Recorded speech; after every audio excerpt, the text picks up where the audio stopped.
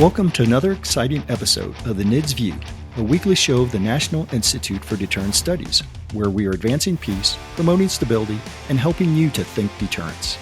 Each week, we will discuss and analyze a recent topic and provide insight to how it affects our national deterrence. The view of the hosts and guests are their own. We hope you enjoy the show. Welcome back to another great episode of the NIDS View. Of course, I'm Adam Lowther with Curtis McGiffin and Jim Petrosky. Howdy. And as always, I don't know if you guys know this, but the NIDS View is a podcast of the National Institute for Deterrence Studies, which it's really kind of a great organization that talks about, the podcast is great, but the organization's great too. It's got great folks. Yeah. It has an admirable mission. Great leaders, I'll tell you. Great leadership too, by the way. A fantastic and by the way, it's part of podcast the engineer. NIDS podcasting network. We're a whole network of podcasts. That's right. Yeah. So here we are. And for today's topic, we talk about sort of current events, but one of the things that we've talked about so many different things over the last, 2 years now that we've been doing this, that one thing that we have never really sat down and talked about is if you could really choose what you would do to make things better. Like if you had 3 wishes, for example, what would you do? What would be those top 3 things that you would want done for, the nuclear enterprise, national security writ large? And so we thought, well, let's each take our top 3 most important things and, offer them up to the group and maybe explain why you think they're so important. And then, the slings and arrows may come or somebody else may say, well, those are pretty good. They're not as good as mine, but they're still pretty good. So that's what we thought we'd do today. And, maybe the listeners will have their own, things that they think are the most important things, that if they could do whatever they wanted, they do them. And so feel free to send us what you think is most important and needs to be done. And we may respond back to you or throw you a shout or whatever. So why don't we start with you? I usually start with Curtis, but I'm going to start with you today, Jim. And why don't you kick us off? So Jim Petrosky, our technical guy, you've got 3 things or 3 choices that you could, do whatever you want with. What do you think are those 3 things that need to be done or that are like the most important? Well, thanks, Adam. And thanks for passing it to me first. This is a really good exercise, I think, for all of our listeners to sit down and think, maybe not of 3, but maybe think of the things that they really put on their wish list in the direction we're going with our nuclear enterprise. But I was thinking about how to do this. And when you first talked about this, Adam, and Adam usually comes up with our show material. So if you don't like it, write to Adam. But anyway, and if you do like it, write to me because I'm in charge. But anyway, so I thought about, my 3 favorite things, and it made me think of a song that came out, in a movie just before World War II that was sung to a series of children to comfort them. And I think of nuclear weapons, comforting me. So I thought I'd start out with my little limerick first, or a little bit of a song. And it goes like this. Submarine launchers and bombers on bases, satellites in space that can guide them to places, B-83 attached to the wings. These are a few of my favorite things. And the reason I do that, and I know it's a little silly, but the idea is that these things comfort me. And so those things are there. And I believe you two will talk more about those items, but I'm going to take a completely different, hopefully different view than you're going to take. And I think of when I was a kid at Christmas, I thought of all the things, but as I get older, I have not things, but sort of time spent, et cetera, on things. And so let me hit the things that I have to answer your question and hopefully get our listeners to follow up on. My first is a revitalization of the national knowledge and understanding of the nuclear enterprise. I think we as a nation have lost that direction. And so I'm not asking for universal agreement or even support. In fact, I don't think universal agreement in the country, although some might think that's nice, I don't think that's valuable. But instead, I just want us as a nation to get to some level of understanding so that we can engage in meaningful debates and productive discussions rather than just disregarding each other's differing viewpoints and throwing around, slogans, etc., which is where I think the nuclear enterprise has gone for a majority of the United States. That's my opinion. And so I want to see this real revitalization. Now, many people, excluding our listeners, of course, because you're all, into this, but most people are unaware of the surety investment that ensures our weapons are safe and secure, as well as the strategies that are designed to maintain the availability as a deterrent. And regardless of your stance on current policies, weapons, or methods, I think it's essential to build knowledge that citizens can evaluate our nation's actions effectively. Perhaps we need something akin to Top Gun movie that it did for Navy recruiting. If you ever knew that, Navy recruiting went through the roof right after Top Gun. It did. And I thought that would happen with Oppenheimer, but it's sort of fizzled out already. So maybe we need another, cool movie to, bring this about so people understand that. So I think that's one. Now I'm going to go into number two. Wait, before I do that, I do have another thing. I do think that we need to, look at all the pieces of the nuclear deterrence as well, whether it's diplomacy and agreements. All of those pieces also fit into citizenry understanding what's going on. And I think that even practicing maybe some of those survival skills like we did in the 60s. I did duck and cover. I'm telling you, it led to no long-term psychological issues. For those of you that have never met me, at least that's what I'm going to claim. But we'd also probably save lives because a lot of that concept of survivability applies to natural disasters, whether they be earthquakes or large asteroids hitting the earth. There's all kinds of things that can happen that you be prepared for. So we'd be a better prepared nation. So I like saving lives because we're a peace organization and peace saves lives. All right. So my second one. Okay. Educational and skill development to support our nuclear enterprise, I think, is number 2 on my list. And it's one of my biggest concerns for the nuclear enterprise is that of the workforce. And people that know me know I say, always tongue in cheek, how long does it take to build a 15-year expert? And I say that to highlight the importance of the time lag. If we start today building our expert, we got 15 years till we have a 15-year expert. And we don't have time to wait 15 years right now.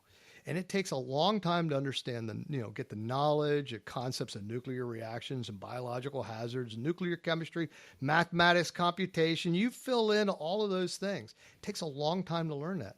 But we also need people to learn those valuable technical disciplines, but also those valuable and vital trade skills.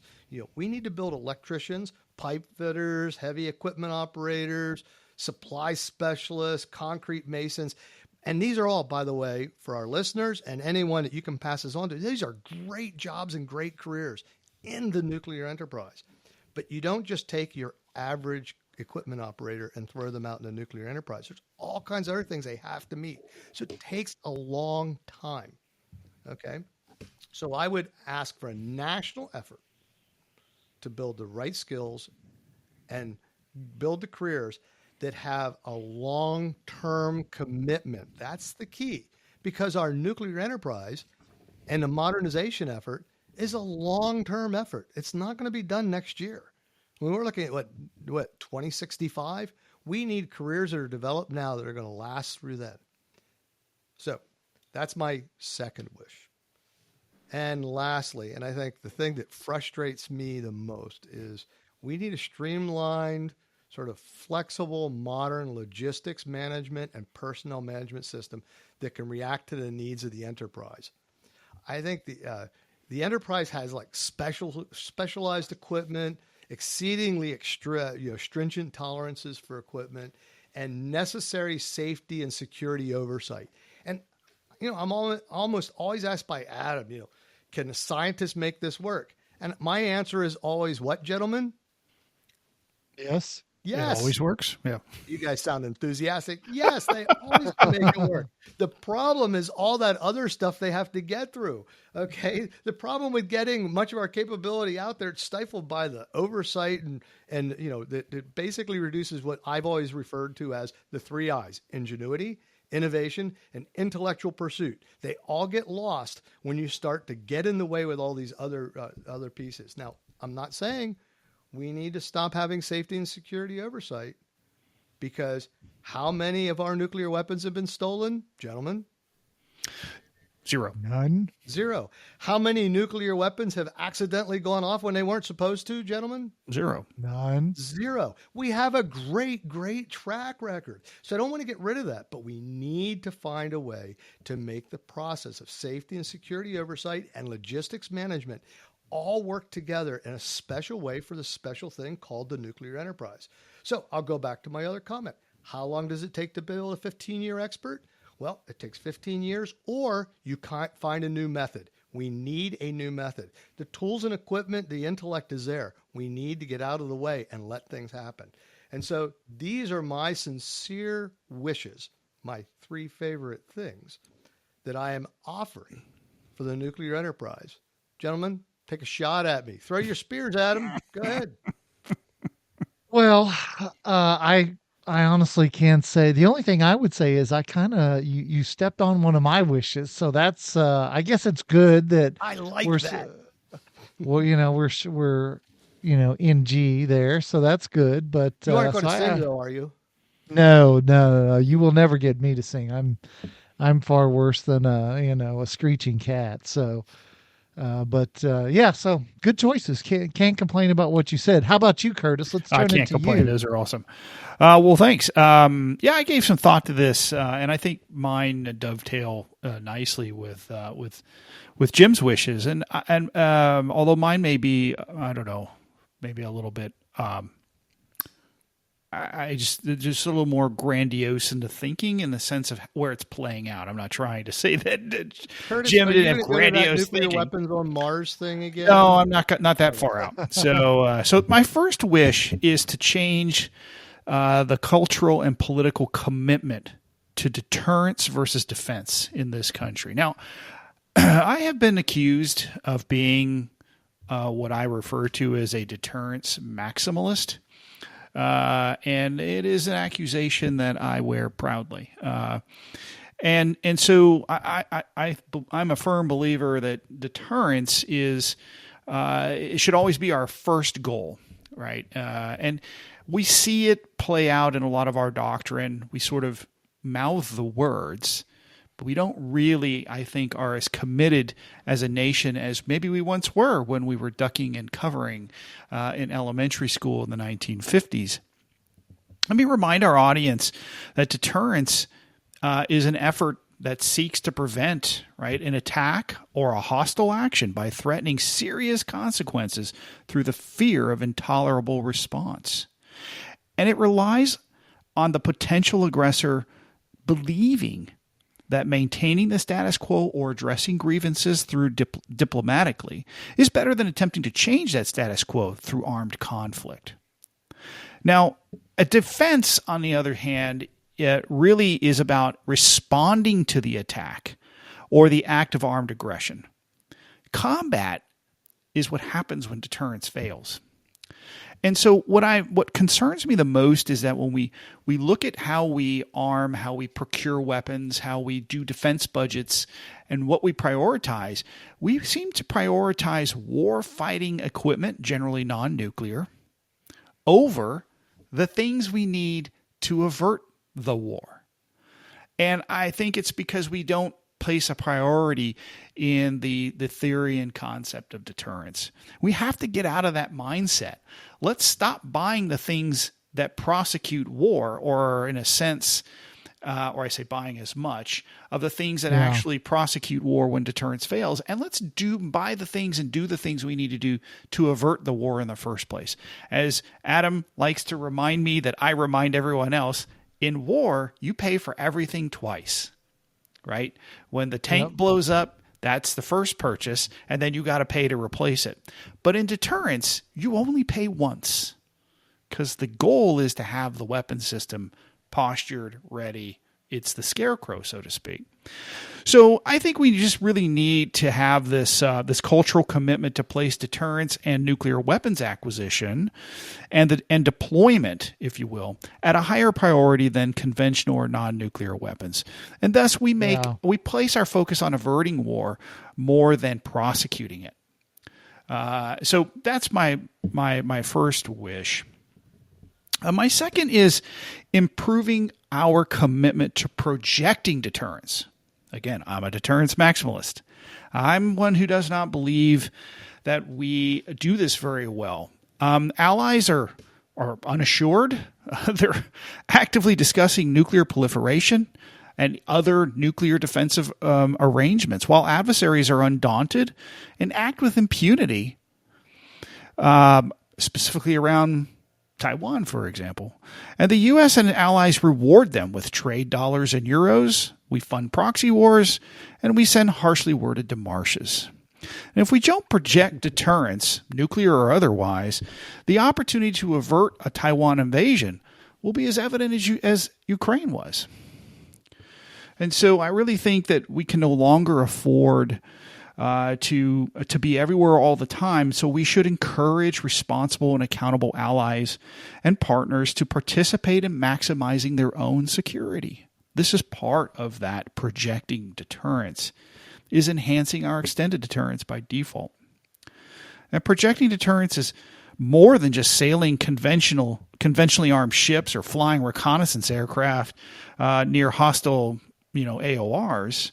It's about projecting the nuclear response capability and capacity. The adversary is not intimidated by our nuclear deterrence. They are rejecting our diplomatic influence, and they are challenging our non-nuclear power. And this is a path to conflict if we don't improve this in the way that we do power projection. Power projection needs to include nuclear deterrence projection in all the ways you can define it. So that's number 2. And my third wish is a nuclear deterrence posture change. We here at NIDS last summer put out a strategy called dynamic parity, where we lay out how we would lay out some plans about how we would sort of match our collective adversaries' nuclear deterrent capability. We would rise and fall as they rise and fall in a world without nuclear treaties or arms control treaties, and trying to sort of create that intolerable fear that we need to project the deterrence properly. And this means we have to be able to be willing to do business differently. And mobile ICBMs, bombers back on alert, these sorts of things these posture changes and maybe even more weapons, I think can help as we do the other 2 wish list items, which is, again, projecting deterrence and having that cultural commitment. Nations spend money on what they care about most, what is the highest priority. That's what they spend on. If you want to understand what a country believes in and values, go look at what they spend money on. And we're over here on the margins at 6% of our defense budget, discussing nuclear deterrence and modernization. Again, in a program of record that was defined 15 years ago when the world was much different. And little to show for it to date. I'm sure much is coming, and we certainly can't stop it or impede it in any way. But it may no longer be enough, and I think we have to really look at this. It starts with a cultural change, and with that change, we bring our allies along with us. So those are my 3 wishes, guys. I'm ready for your comments. Once again, I would say you're probably right on track. You're on target. Good wishes. I can't disagree with them. I mean, Jim? I completely only disagree with Curtis's approach, because he always goes for more bombers, more missiles, more everything. We just need, I thought he's going to, rattle off an entire logistics system, top to bottom, every component, by nomenclature and number, because he knows them so well. That's all inferred. That's where I thought you were going to head there, Curtis. So I'm proud of you. That's all inferred. I think the biggest thing here is to understand, and this may dovetail in some of where Adam's going, but I honestly believe that when you look at the defense budget, a third of it is people, right? Mm-hmm. 6% of it is nuclear. What's the rest of it spent on? Well, we could presume It's the war fighting capability. So that's where the money is, and that's where we're spending the most. And so my argument is that we could trade some of that off. We're almost at $37 trillion in debt, and we're facing a war in the next couple of years if we don't do this right. And that's going to be much more expensive than projecting deterrence. All right. Well, good thoughts. I don't know. I mean, there's some much needed wishes that need to be granted. And, among the most important wishes that need to be granted are mine. Of and course. So I'll offer You're you the host. I'll offer you my 3 points. And now I'm going to differ, dramatically from you guys and sort of what you thought. And I'm going to take, I'm Wyatt, my son, he's taking microeconomics right now at the college. And so I've really enjoyed getting to talk to him about economic concepts. So, I've been on a bit of a kick, with what's going on, in politics and talking to Wyatt, and just I've been thinking a lot more about economics, which was always my first love. And so I want to focus on some economic issues here. So the number one thing, I want to go back to 2011 when Admiral Mike Mullen, the former chairman of the Joint Chiefs of Staff, said that the number one threat to the United States was the national debt. Now, he said that at a time when the national debt was about $15 trillion. It was about 91% of GDP. And what's interesting about that is economists, the economists have said that once your debt to GDP ratio reaches 77%, it begins to impede economic growth. It slows, it starts to reduce the average citizen, because, this is true across countries. It's not just true of us. So it reduces, the individual wealth of citizens because you have to pay higher taxes. You have to redistribute. So 77% is kind of the magic number you want to keep it below. So in 2011, we were at 91%. And then today we're at 123%. So even though the U.S. economy has grown tremendously, we've done well in the last decade and a half, our debt is at 123% of GDP. And we have, we paid last year, first year that the national debt exceeded the amount we spend on national defense. So interest payments on the debt exceeded defense spending. That was $900 billion. And it's only set to go up.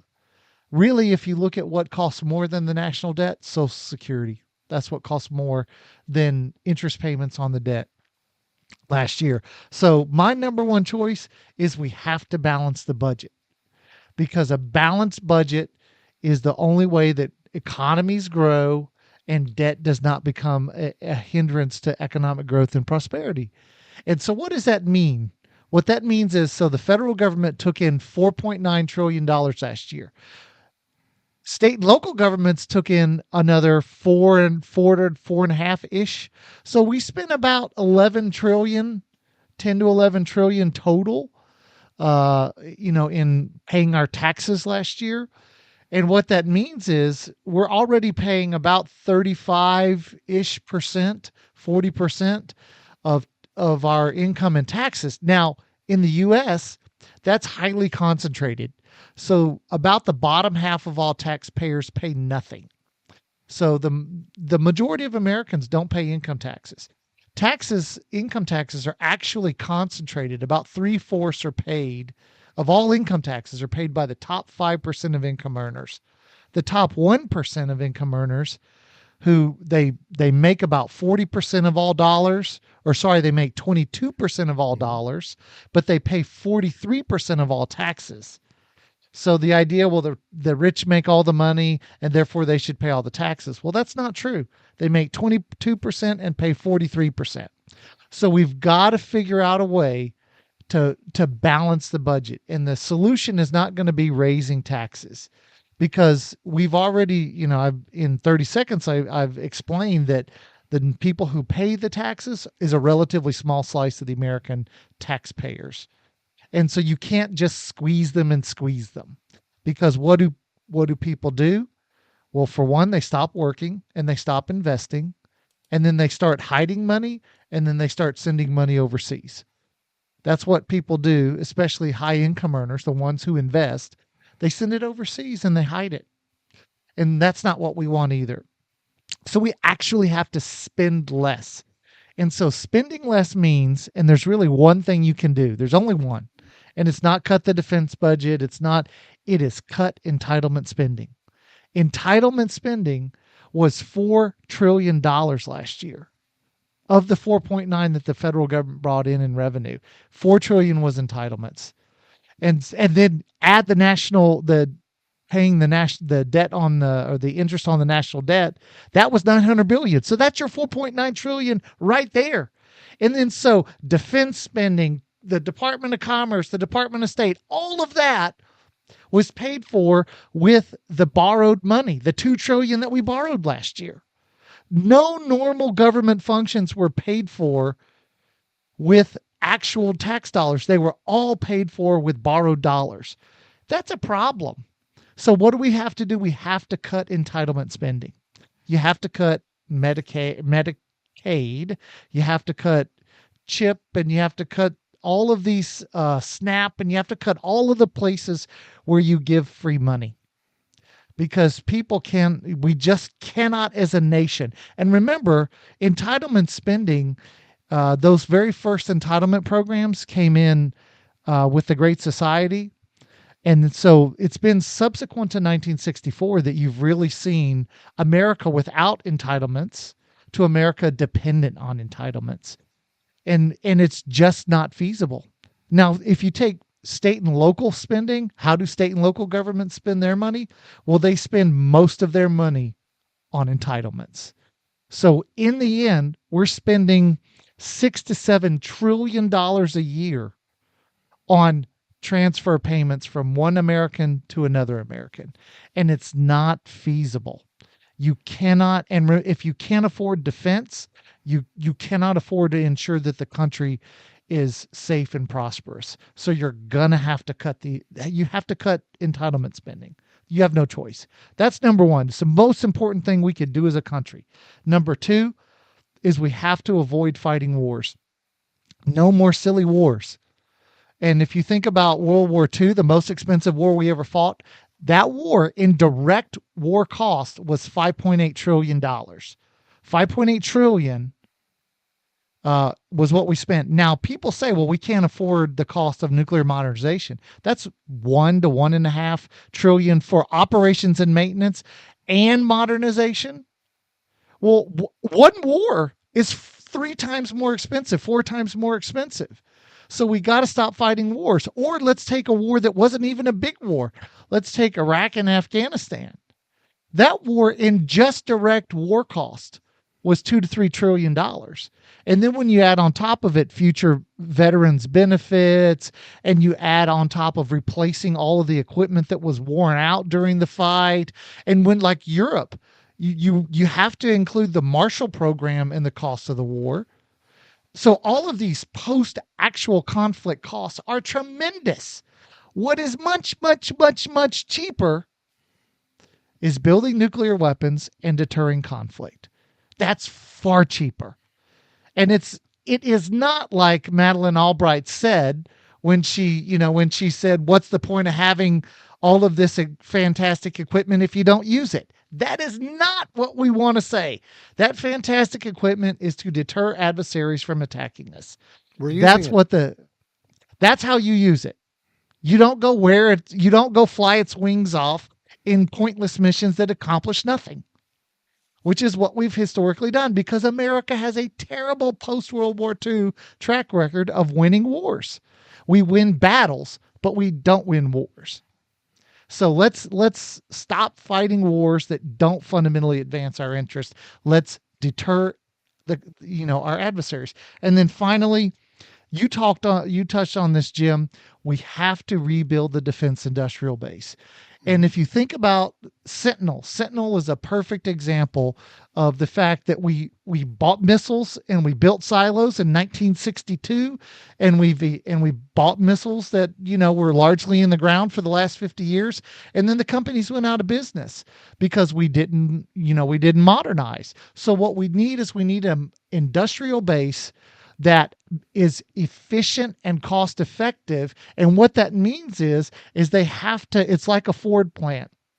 If you built Ford F-150s once every 50 years, those Fords that rolled off that assembly line once every 50 years would probably be 3 or 4 times as expensive as they are when they roll off the assembly line every day. So you create cost effectiveness and efficiency by keeping the assembly line going, by replacing weapons as they age.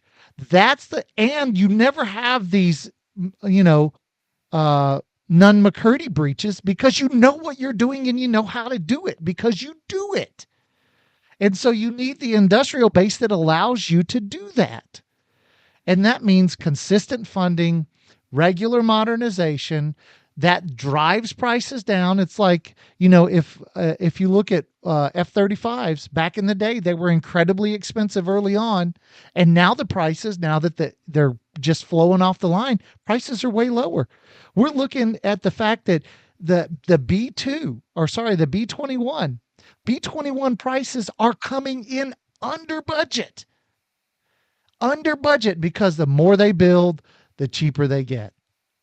And this is something that works for missiles and silos and submarines. And, you can't just build submarines once every 40 years. It just doesn't work that way. So balance the budget, stop fighting wars, deter them with a robust nuclear enterprise and a nuclear arsenal, and then build an industrial base that modernizes regularly and is cost effective and puts the fear of God in our adversaries. Those are the 3 things I think are most important.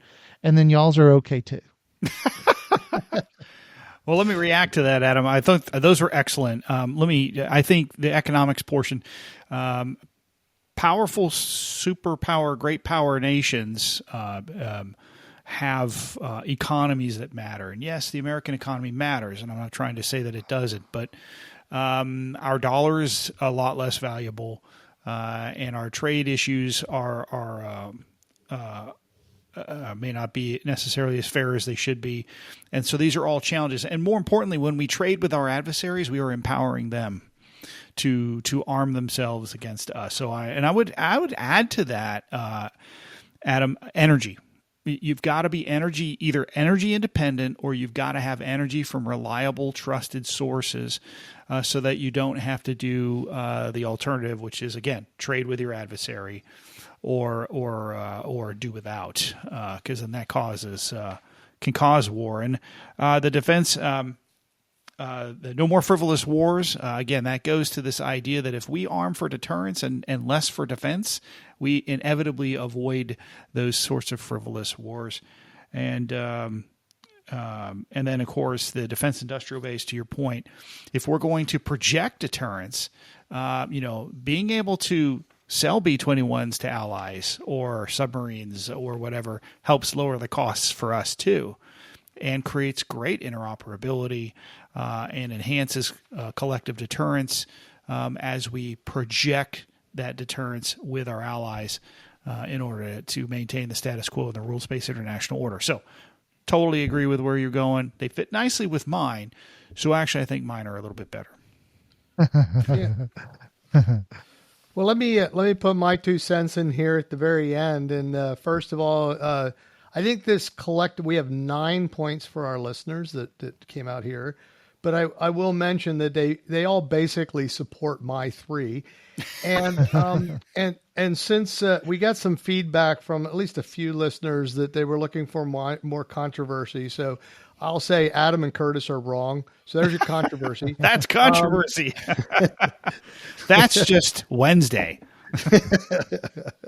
But seriously, Curtis, yours is your comment. I was going to ask, since Adam only wanted 3, because that's what he asked for. I didn't want to put in my I was going to make it a 1B, which was one way to revitalize our nuclear enterprise is with many of the same skills that you get when you build nuclear energy. Interestingly, my wife, and for those viewers, we'll see, I'm going to put in front of my camera here, an Omni magazine. I'm not going to tell you what it says there, 1988. Omni magazine. For those of you that are needleheads like me, you know that Omni was a great magazine to teach you science and everything else. Some really good stories. And I'm not selling the magazine. Actually, this is a used one from that time. But here's the main thing. Nuclear renaissance. Reactors are back and reactions are good. That was 1988. What happened? We've got to build all of these concepts into a long-term strategy. These can't be just fly by night, because as you know, what Adam's saying about, you know, you build and then you learn, you know, one thing that his concept of modernization being sort of a continuous effort, it keeps that workforce so you don't keep falling behind by your 15-year experts every 15 years. Now you're 30-year experts, you know, you're 30 years behind on your 15-year experts. Yeah. But anyway, the other thing that it does, though, is it develops all the skill sets that you need. And then I do want to make another comment about Adam's comment about economy. And this is the hard part. And I'm not a politician. I never claim to be one. I never want to be one. I don't care to be one. I pity those that are. But the politicians, how do you go out and you get rid of a lot of these programs that people have become dependent on? And my view is, again, starting with, people have to understand, you just can't keep going in this one direction. But the other thing is, there are risks in that direction we can take away by building a better deterrent and avoiding wars. Because that's the flip side. You know, you get all your entitlements and then you go to war. I don't think that's necessarily what we want to be as a country. I think what we want to be is stable, and long-term stability comes from a strong economic stance and a strong deterrent stance that includes defense, isn't defense, but includes defense as part of the deterrence.